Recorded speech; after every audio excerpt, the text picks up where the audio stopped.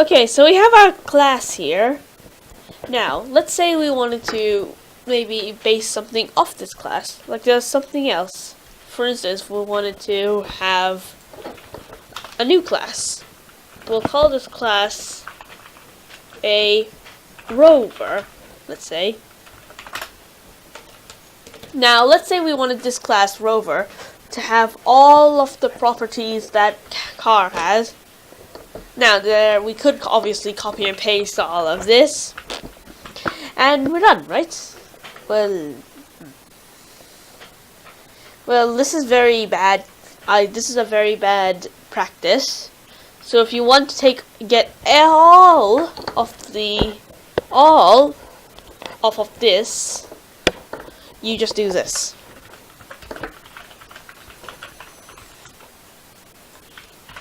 And not class car. Now what is this? This is called inheritance. Here, the class rover is inheriting all of the data from car. Now what's the point of this public?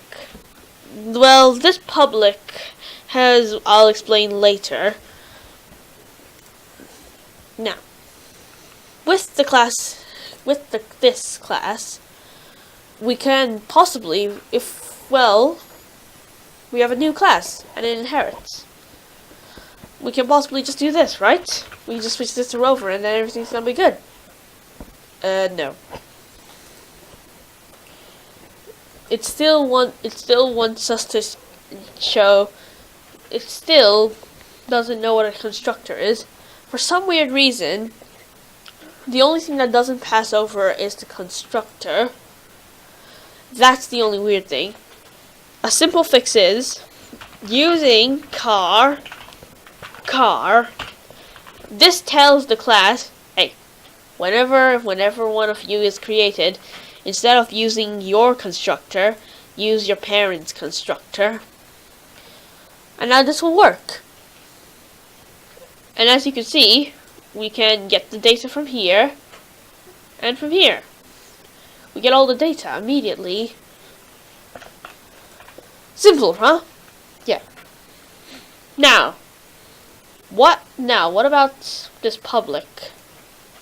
It's simple.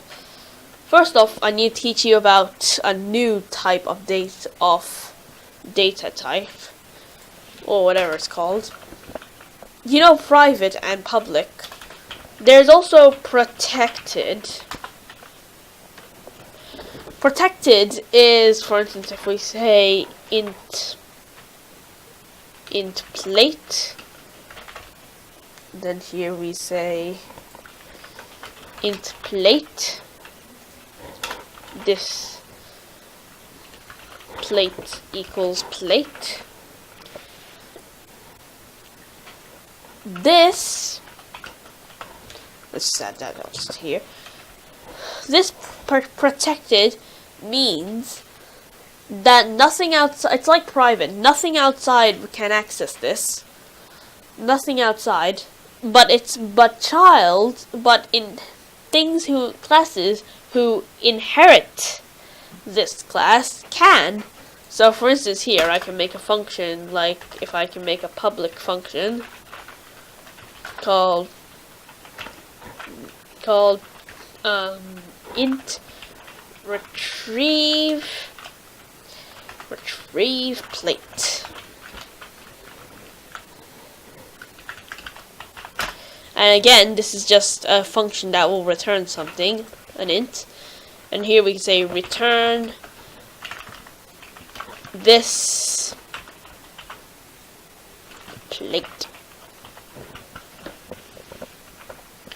And you'll see this works. So if I go down to here and say car1.retrieve plate, you'll see this works. The plate is 12.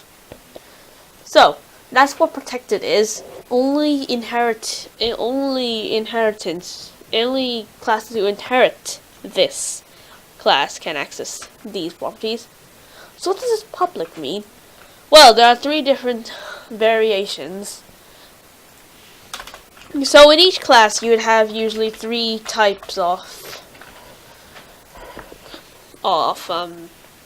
variations.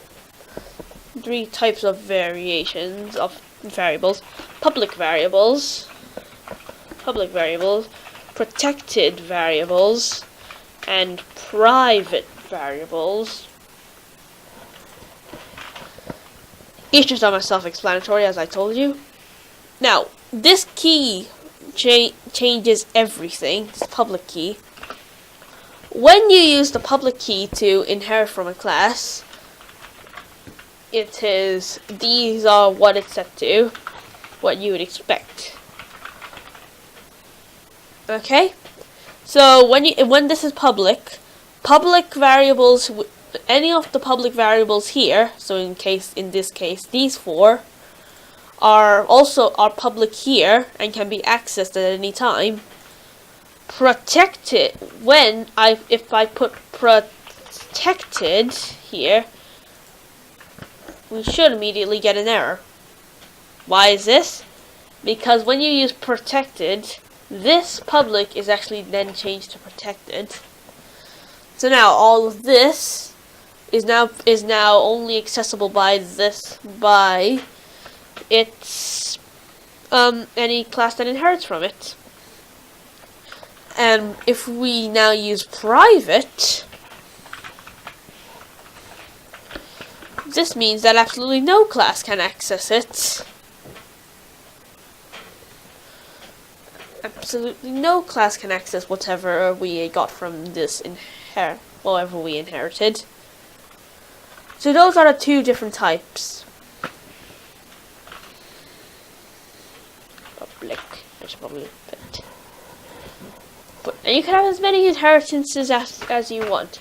But you'll see that these classes will play a huge role later down the line.